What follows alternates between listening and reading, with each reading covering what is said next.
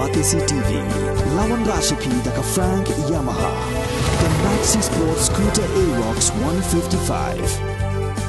Ringkat baka net foodish, ordar mapi, nginwan ramani, hakir dobyeng jompi.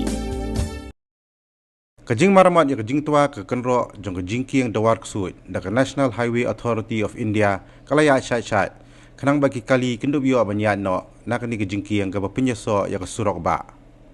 Usumbut Menteri Rangba Kajala uba Prestun Tensong hakajing keren begilat pathai kubur haka khatsan terik mulai wiang arajar arpuar oleh itu bagi jing tray jong National Highway Authority of India kalaya syakmat berhadian laisngi on sa ailat yaki kali banyak lingba nakani kajing kiang hak bagi pulit kin setiap lakam berkin seperking yaki kali he kibakit yaki jing kiat kibakhya syaba palat nakabala bu berkabala berkata yaki jing senjor jong kajing kiang wilayah review dan kumakolong ina Maria tu pada kesurok kapek na kaliang jok National Highway na hai de menta ka repairing work is on laknuru after 3 days hadin laisgi ngangis kem berjalan again allow you can traffic makanya but of course ka traffic kan they ban on ba South Pole San Open then they kin restrict ka tu ni ya ka wing jong ki neki commercial vehicles kaya ita.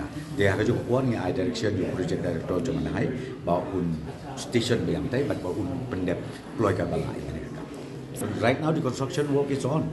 Construction work is on and the contractor has assured us for another maybe 4-5 months he will complete the construction of that bridge at Duarsu. It's a new bridge. It's a new bridge.